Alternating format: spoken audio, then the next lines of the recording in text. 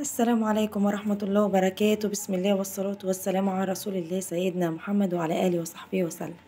ازيكم عاملين ايه؟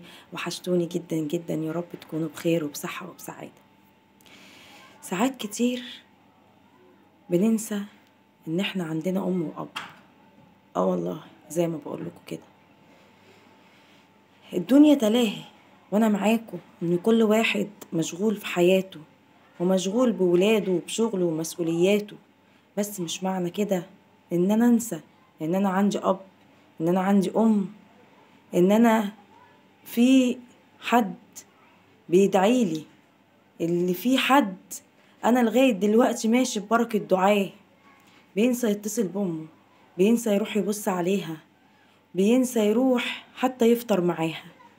كل همه في الدنيا وبس اللي هو ازاي يجيب القرش، ونسي ان القرش دوت لو مرضاش امه وبر امه وابوه القرش ده عمره ما هيجيله.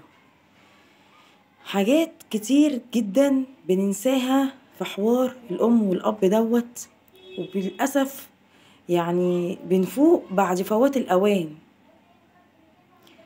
ناس كتير قوي بيلاقوا فجأة ابوهم وامهم مش موجودين، فجأة ابوهم وامهم رحلوا عن الحياة، بيندموا ندم شديد، بس في وقت ما ينفعش فيه الندم. خلاص بيبقوا راحوا اللي كانوا بيدعوا لك، راحوا اللي كنت اصلا ربنا بيرزقك عشانهم.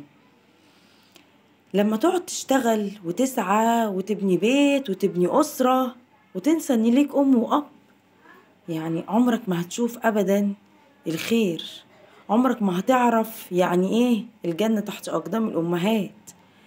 كتير حاجات بننساها، بس كل اللي احنا بنبقى فاكرينه يعني ايه نجيب يعني فلوس وخلاص، يعني ايه نجمع فلوس، وبننسى الاب والام اللي ياما شقيوا وتعبوا عشان ولادهم.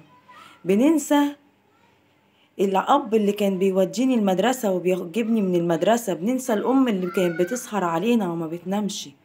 بننسى حاجات كتير قوي في حين ان انا مش فاضي وعايز اجيب قوت عيالي.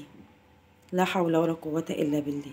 للدرجات دي الدنيا بقت تلاهي لدرجة ان انا ما اتصلش اسمع صوت امي، ان انا ما اتصلش اطمن على ابويا، ان انا ما برش امي وابويا، ان انا اتفاجئ مرة واحدة ان انا اتصل بابويا او بامي ما يردوش عليا. اللحظة دي وجع قلب شديد جدا للابن، لانه بيتفاجئ ان امي وابويا ما بقوش موجودين.